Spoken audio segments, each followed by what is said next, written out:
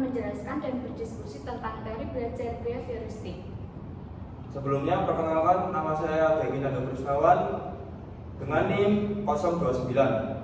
Perkenalkan, nama saya Muhammad Cahaya Adibudin dengan NIM 001. Perkenalkan, nama saya Fakri Rizal Fatul Firdaus dengan NIM 019.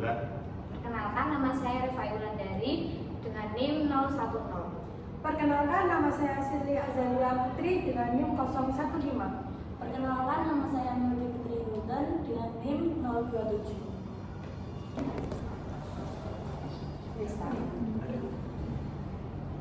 Assalamualaikum warahmatullahi wabarakatuh. Waalaikumsalam warahmatullahi wabarakatuh. Mungkin di sini saya akan membantu teman-teman berdiskusi bersama-sama.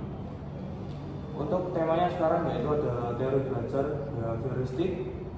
Untuk pengertian teori belajar behavioristik sendiri adalah teori belajar yang fokus mengedepankan adanya perubahan perilaku dari peserta didik sebagai hasil dari proses belajar yang dilakukan. Teori belajar behavioristik berfokus pada perilaku yang dapat diamati dan bagaimana lingkungan mempengaruhi perilaku tersebut.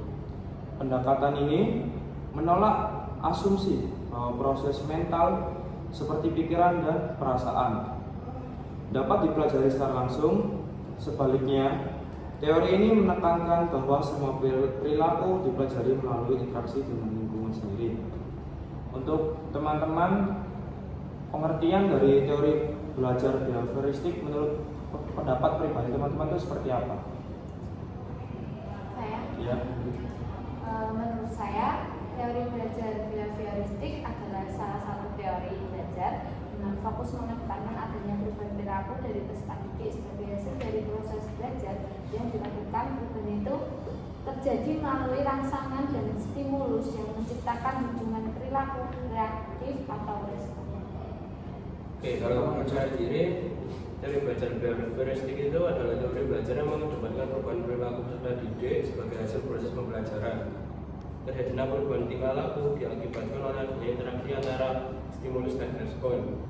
Salah satu faktor yang mendasari perlunya perubahan praktek pembelajaran yang masih tradisional adalah faktor psikologis yang ditandai dengan munculnya teori belajar dikenal behavioristik. Menurut saya, teori belajar behavioristik adalah teori yang menjelaskan bahwa belajar adalah perubahan tingkah laku yang terjadi akibat interaksi antara stimulus dan respon.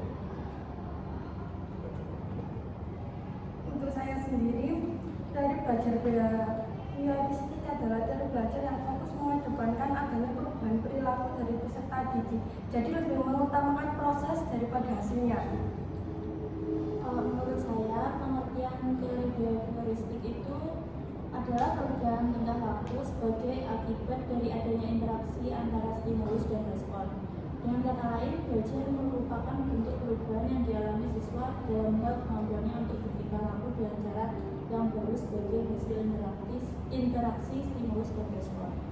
Jadi, saya kesimpulannya adalah teori belajar behavioristik adalah penguatan ikatan, hubungan, sifat, dan hasil stimulus respon. Ibaratnya kalau digabungkan berarti behavioristik itu yaitu merupakan mementingkan proses daripada hasil. Untuk teman-teman sendiri, apakah ada contoh dalam kehidupan kayak seperti contohnya yaitu kita pada saat kecil belajar sepeda ontel lah ibaratnya, tapi kita mementingkan prosesnya daripada hasil.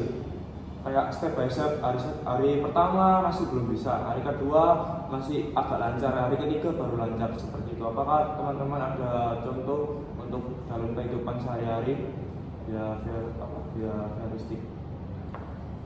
Boleh cari teman-teman dalam kehidupan sehari-hari. Kalau sudah ada yang menemukan, boleh angkat tangan.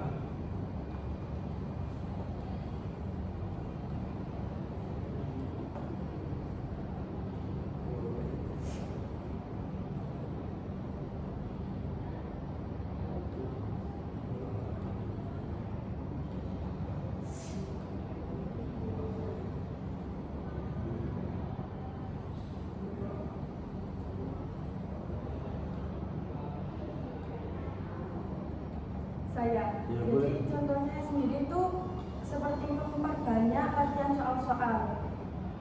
Jadi kan saat memperbanyak latihan soal-soal menjelang ujian, kita kan dapat melatih otak. Iya. Jadi kita lebih ke prosesnya dulu daripada hasilnya tersebut. Berarti ibaratnya, oh kita ini belajar dulu gitu ya. Nanti kalau hasil ya udah nanti gimana nanti Apapun hasilnya. hasilnya Ya. yang penting kita udah berusaha dari sebelum-sebelumnya itu. Oh iya, ya. Benar-benar banget.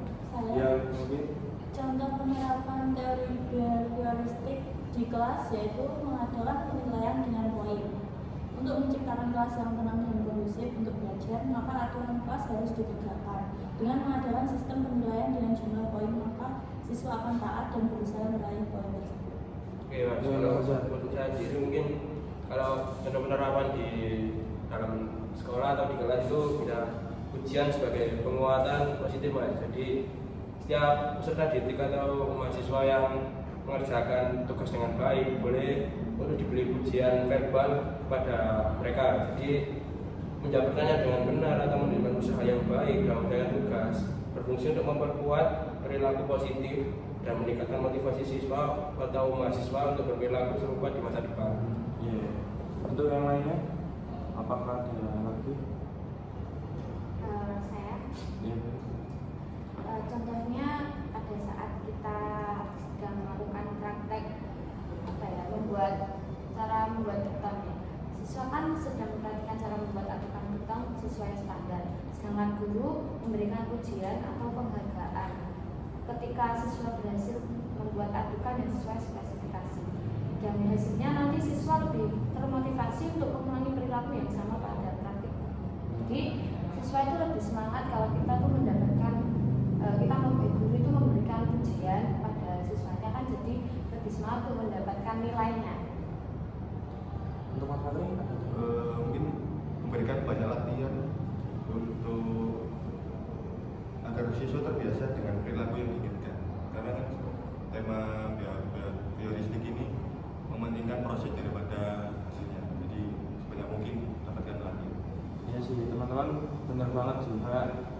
Apa yang kalian katakan itu intinya dari ya itu tadi, mementingkan proses daripada hasil.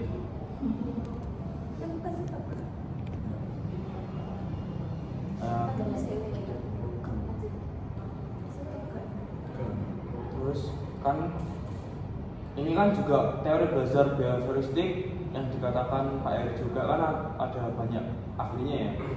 Untuk teman-teman bisa mencari ahlinya sendiri itu apa saja sih ahlinya dan apa yang dikatakan oleh ahlinya tersebut.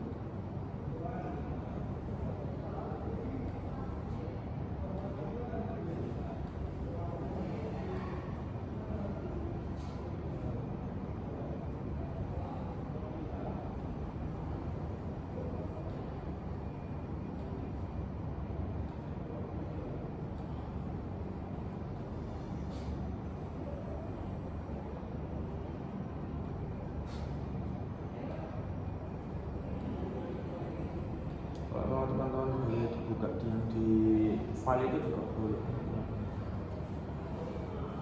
Ya boleh Mbak Reva.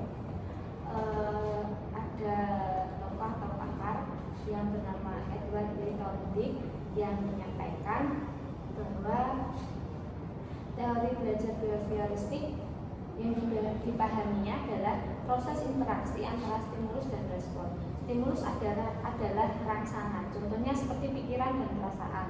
Sedangkan respon adalah reaksi yang ditunjukkan akibat stimulus. Perubahan tingkah laku akibat pembelajaran bagi Thorndike bisa berupa hal konkret maupun tak konkret. Iya Mas Yusuf.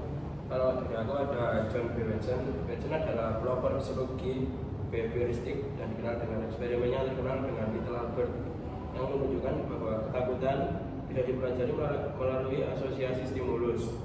Watson menekankan bahwa perilaku manusia dan hewan bisa dijelaskan dan dipelajari berdasarkan pengaruh lingkungan tanpa perlu memperhatikan proses mental dan internal. John B. Watson. Saya Iya Bu. saya dari Ivan Petrovich Pavlov. Ini menurut ahli psikologi dari Rusia yang menemukan bahwa individu dapat dikendalikan dengan cara stimulus alami yang tepat untuk mendapatkan respon yang diinginkan. Sedangkan individu tidak sadar dikendalikan oleh stimulus yang berasal dari luar dirinya. Ya, boleh.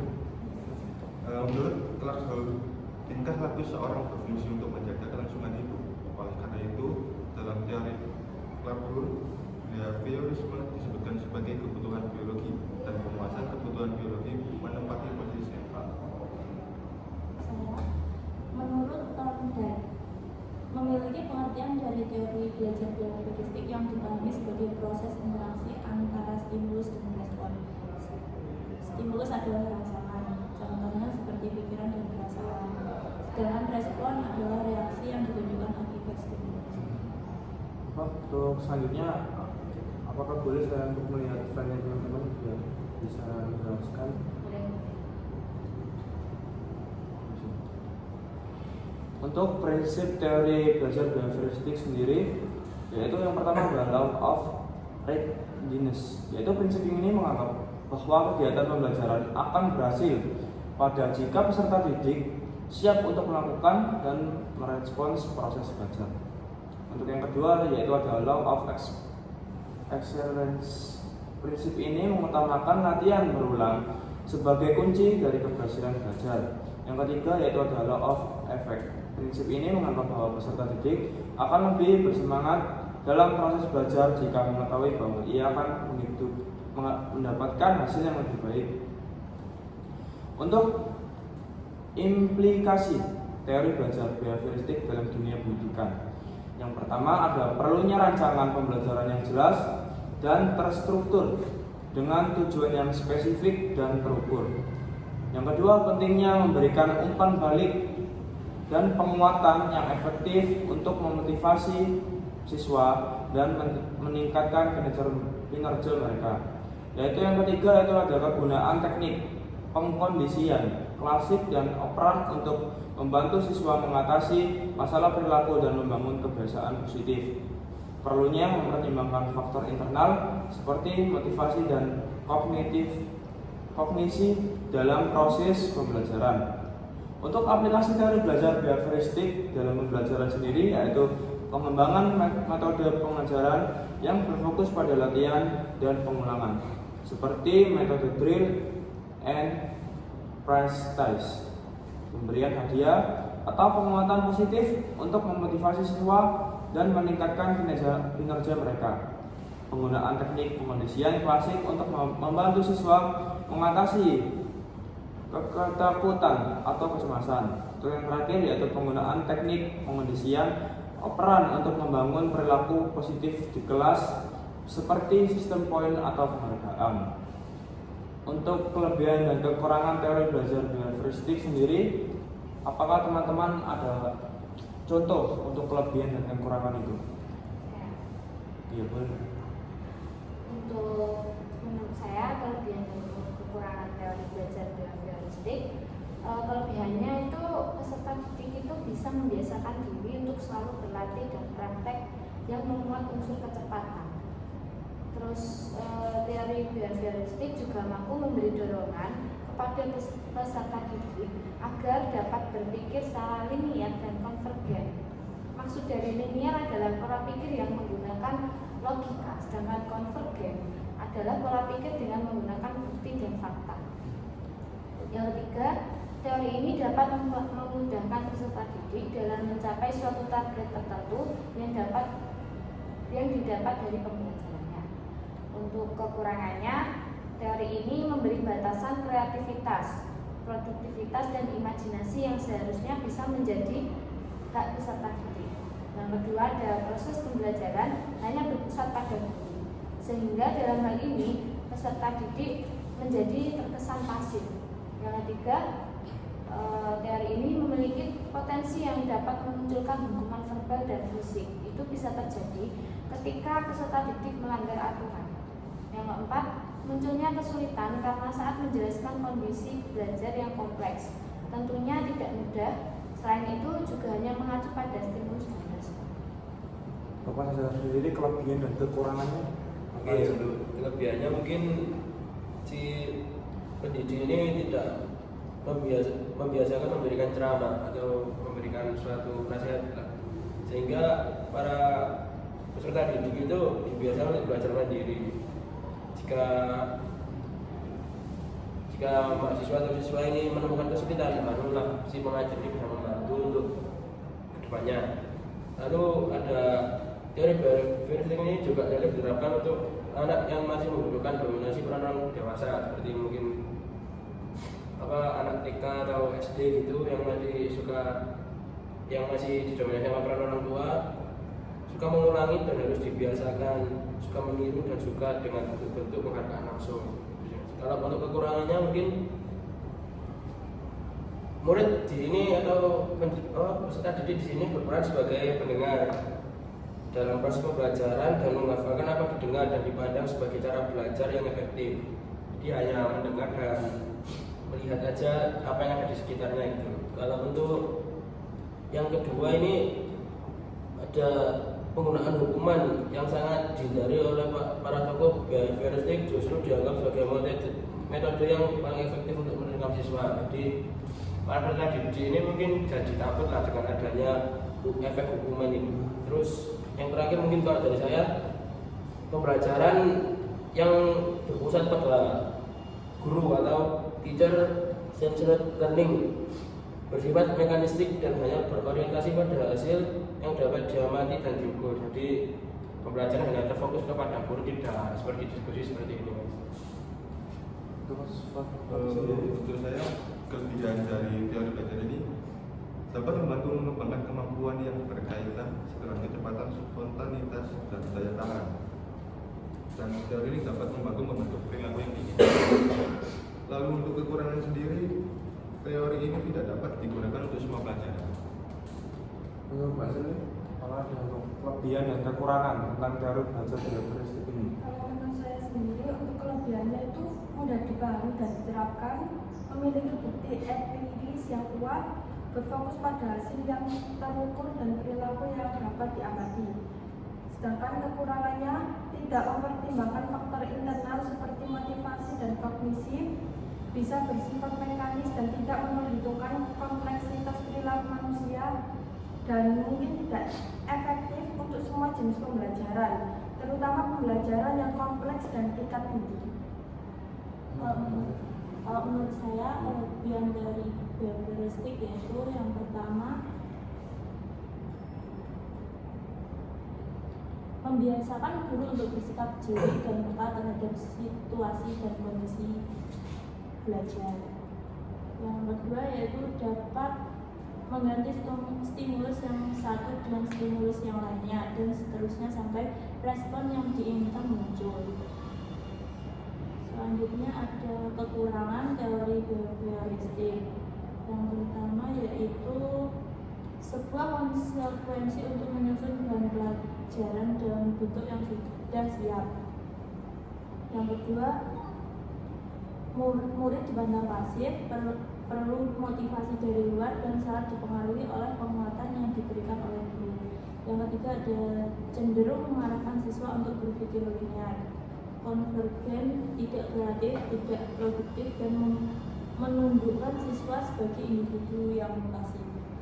Teman-teman itu tadi yang dikatakan teman-teman kelebihan dan kekurangan tentang teori belajar behavioristik.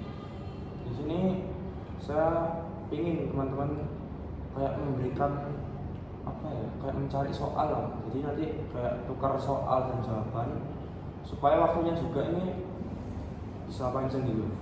Terserah kayak boleh ya maksimal 2 aja, maksimal 2. Kalian boleh cari soal dan tukar jawaban kepada satu teman yang lainnya.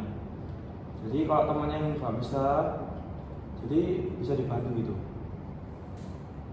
Terserah apapun itu soalnya boleh. Kayak tentang kehidupan dan belajar behavioristik, apa contoh, apa tujuannya atau pengertian, terserah.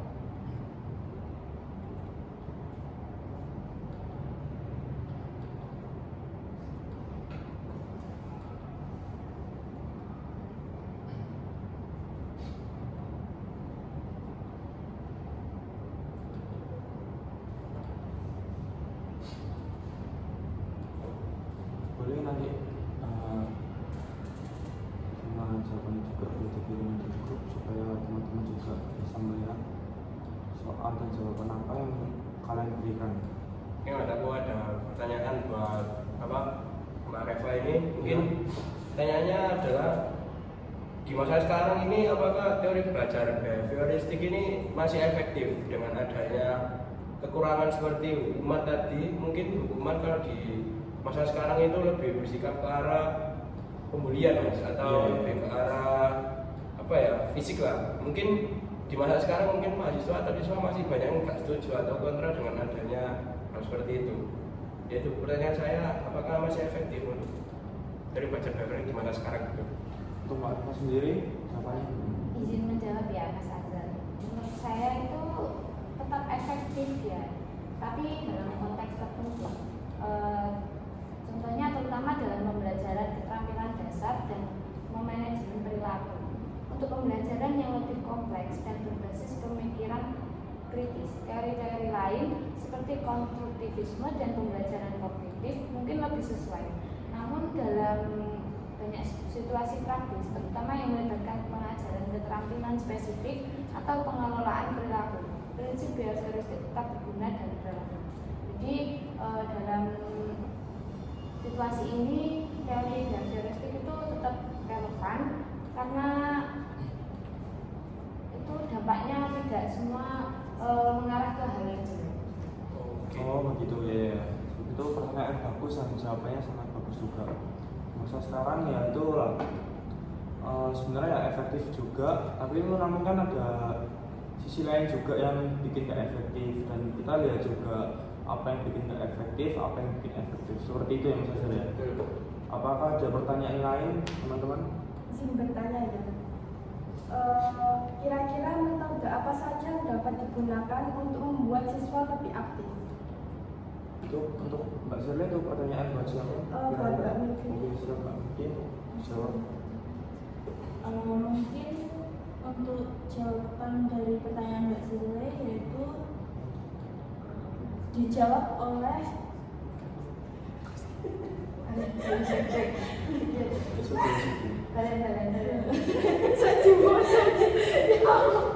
Jeda. Oh nggak salah itu ya, sekarang diskusi. Iya, diskusi juga. Tapi itu dari judul-judulnya foto. Lanjut. Boleh. jawaban untuk pertanyaan Mbak Zirle yaitu yang perlu diperhatikan ada tiga dari tiga pakar, yaitu mencoba sendiri sampai berhasil, diberi hadiah, dan modeling. Contohnya cara mengajar, pengajar memahami sifat siswa dan lain-lain. Itu. Oh ya, terkadang juga metode seorang guru tuh yang pada zaman sekarang itu sangat kurang ya. Itu tadi. Kayak menurut saya juga itu ya bagus yang bisa sama Mbak Melki tadi. Untuk teman-teman apakah ada pertanyaan saling tukar ya? Tapi Pertanyaan saya untuk Mas Azhar, masalah apa yang mungkin muncul bila dalam suatu proses pembelajaran diterapkan teori behavioristik? Oke, untuk jawabannya sendiri mungkin kalau dari saya, kan teori belajar behavioristik ini menurut saya teori yang sangat bisa dibilang itu agak keras lah. Jadi saya merasa mahasiswa atau peserta didik itu merasa tertekan atau terancam gitu dengan teori ini. Ketergantungan pada penguatan dan hukuman bisa menciptakan lingkungan yang terlalu tidak kondusif, yang mungkin membuat para mahasiswa atau para peserta didik ini merasa tertekan. Pembelajaran yang didorong semata-mata penguatan bisa membuat mahasiswa atau siswa merasa terkurung dalam kerangka yang sangat terstruktur. Mungkin merasa tidak bebas atau tidak bisa mengeksplorasi hal-hal lain atau membuat kesalahan yang konstruktif dalam pembelajaran. Mungkin ada lagi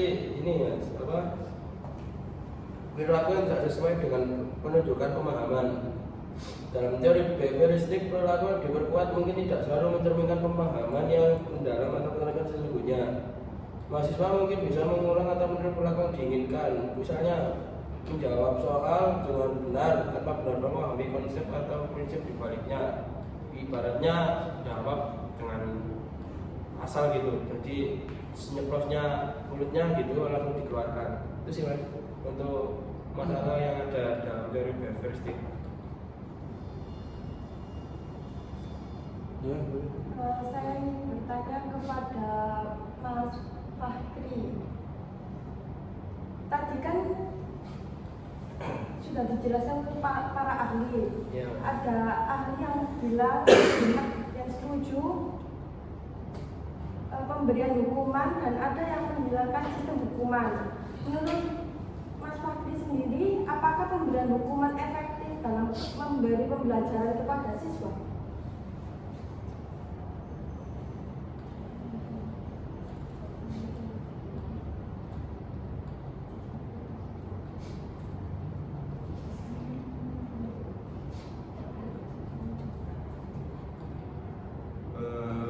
Menurut saya sendiri itu cukup penting untuk agar dia mendapatkan seperti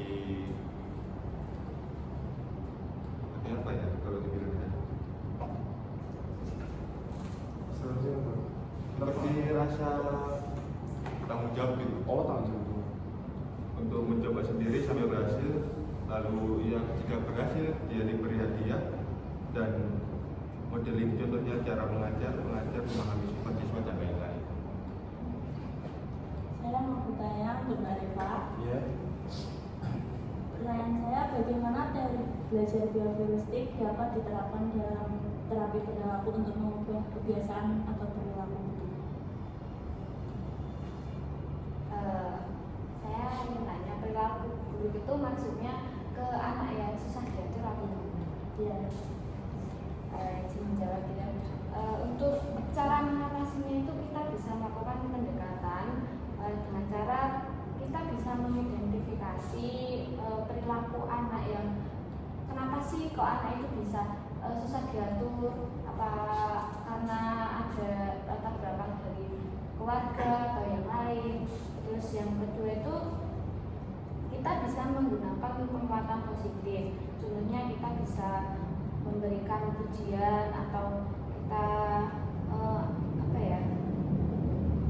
memberikan penghargaan setiap kali anak itu menunjukkan perilaku positif. Jadi anak itu merasa kalau dirinya itu jika dirinya berperilaku positif itu lebih baik daripada dia menunjukkan perilaku buruknya. Terus yang ketiga ada menerapkan hukuman yang edukatif. Maksudnya menerapkan hukuman yang edukatif itu kita melakukan perilaku yang contohnya anak itu melakukan perilaku yang tidak diinginkan dan kita harus menggunakan konsekuensi yang bersifat mendidik yang contohnya kayak bukan kekerasan lah yang hukumannya itu.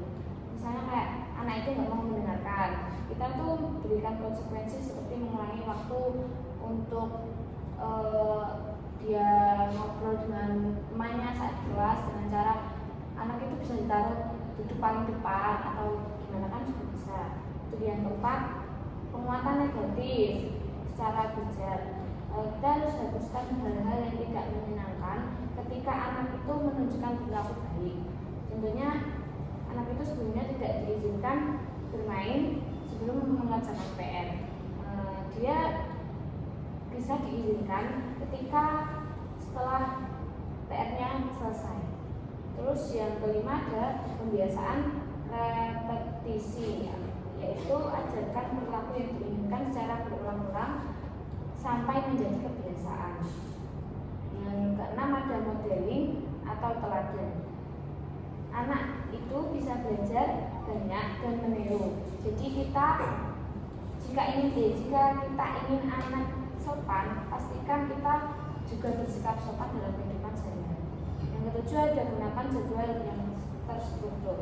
Buat jadwal yang terstruktur yang jelas dan mudah diikuti oleh anak. Yang ke-8 ada monitor dan evaluasi. Kita harus